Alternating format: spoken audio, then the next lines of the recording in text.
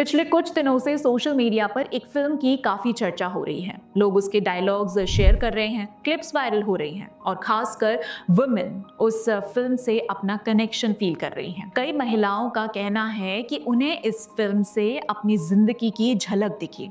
किसी को अपनी माँ नजर आई, किसी को अपनी बहन और किसी को खुद की कहानी। ये फिल्म है एक माँ और उसकी दो बेटियों की, माँ बहन की कहानी। जब मैंने इतने सारे रिएक्शंस देखे तो मैंने भी सोचा कि देखते हैं आखिर इस फिल्म में ऐसा क्या है जो इतने लोगों को इमोशनल कर रहा है। और फिल्म देखने के बाद मुझे समझ आया कि लोग इसके बारे में इतनी बात क्यों कर रहे हैं।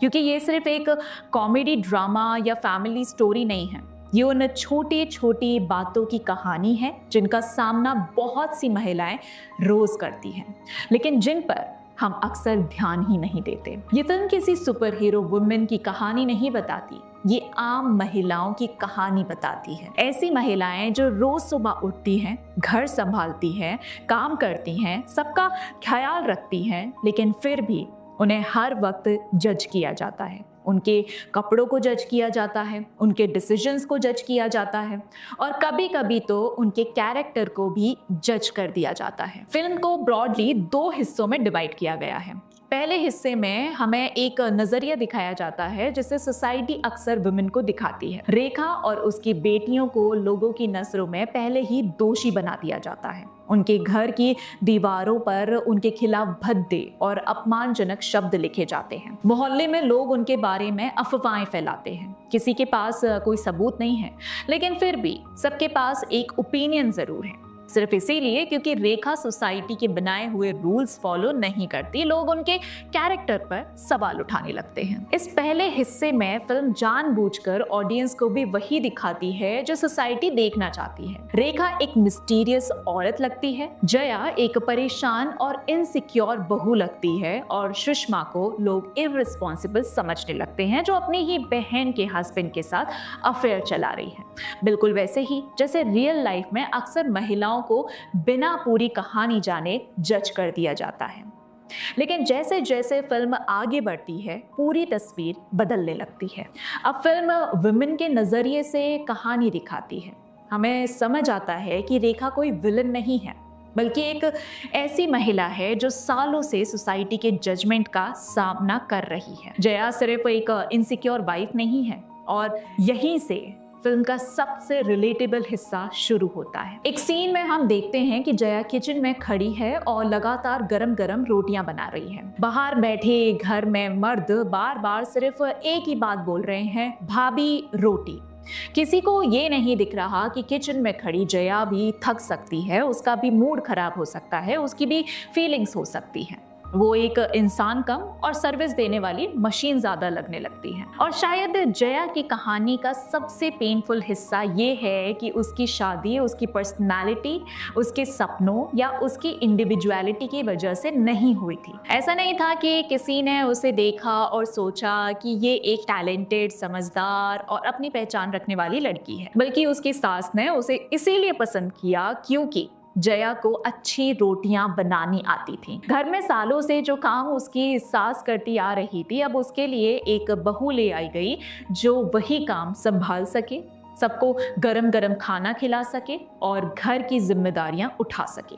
जया एक इंसान से ज्यादा एक रोल बनकर रह गई और यही वजह है कि इतने लोग जया से कनेक्ट कर रहे हैं, क्योंकि ये सिर्फ उसकी कहानी नहीं है। हमारे आसपास आज भी ऐसे अनगिनत घर हैं जहां सबको गरम गरम खाना चाहिए, सबकी ज़रूरतें पूरी होनी चाहिए, लेकिन ये कोई नहीं पूछता कि सबका ख्याल रखने वाली महिला कैसी है। जया के अंदर फ्रस्ट्रेशन है, इनसिक्योरिटी है और अपनी शादी को लेकर बहुत सारे डाउट्स भी हैं। उसकी जिंदगी का एक बड़ा दर्द ये है कि वह माँ नहीं बन पा रही है और असल प्रॉब्लम उसमें नहीं, उसके पति में है। फिर भी वह ये सच खुलकर किसी को बता नहीं सकती। सोसाइटी के सामने उसे वही इमेज बनाए रखनी है जो एक परफेक्ट बहू और परफेक्ट पत्नी की होती है। फिल्म में कई जगह ये महसूस होता है कि जया माँ बनने की कोशिश सिर्फ इसीलिए नहीं कर रही क्योंकि वह खुद बच्चा चाहती है, बल्कि कहीं ना कहीं उसे लगता है कि अगर उसका बच्चा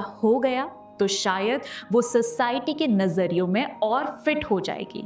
शायद लोग उसे कम जज करेंगे, शायद उसकी जिंदगी की वह कमी जिसके लिए लोग उसे चुपचाप जिम्मेदार मानते हैं, खत्म हो जाएगी। लेकिन उसके इमोशंस, उसके दर्द और उसकी परेशानियों को समझने की बजाय उसे सिर्फ एक रोल में फिट कर दिया गया है, एक अच्छी बहू का रोल। वो सबका ख्याल रखे, सबकी एक्सपेक्टेशंस पूरी करे और मुस्कुराती रहे। और फिल्म बहुत अच्छे से दिखाती है कि जब किसी महिला की पहचान सिर्फ दूसरों की सेवा और सोसाइटी की एक्सपेक्टेशंस तक सीमित कर दी जाती है तो धीरे धीरे उसकी अपनी आवाज़, उसकी अपनी ख्वाहिशें और उसकी असली पहचान कहीं ना कहीं खो जाती है। फिल्म धीरे धीरे एक और इम्पॉर्टेंट बात समझाती है, प्रॉब्लम सिर्फ कुछ बुरे लोग नहीं है, प्रॉब्लम वो सोच है जो बचपन से सोसाइटी में डाली जाती है, वो सोच जो वुमेन को सिखाती है चुप रहना है, एडजस्ट करना है और हर चीज़ बर्दाश्त करनी है।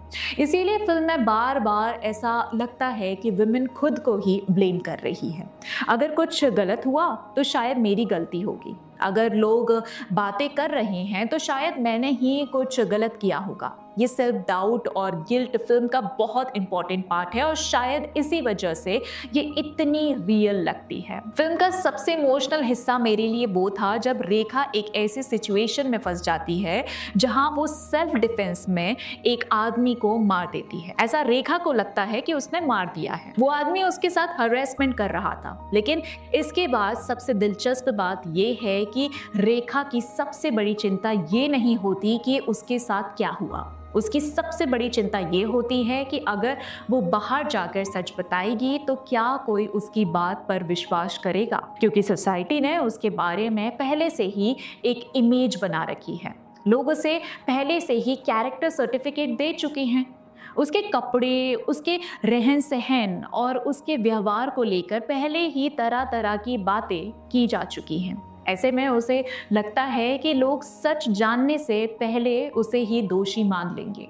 और सच कहूँ, यही बात इस सीन को इतना पावरफुल बना देती है, क्योंकि कई बार रियल लाइफ में भी ऐसा ही होता है। कई महिलाओं के साथ कुछ गलत होता है लेकिन वे खुलकर बोल नहीं पाती। डर इस बात का नहीं होता कि लोग क्या कहेंगे, डर इस बात का होता है कि लोग उनकी बात पर यकीन भी करेंगे या नहीं। हमने कई बार ऐसे कमेंट सुने हैं, ताली एक हाथ से नहीं बजती, इसने भी कुछ किया होगा, ऐसा ही थोड़ी ना हो गया होगा। जब विक्टिम से ज्यादा उसके कैरेक्टर पर सवाल उठने लगे तो कई लोग चुप रहना ही बेहतर समझने लगते हैं। मैं ये नहीं कहूंगी कि हर महिला के साथ ऐसा होता है, लेकिन मैं ये भी नहीं कहूंगी कि ऐसा किसी के साथ नहीं होता।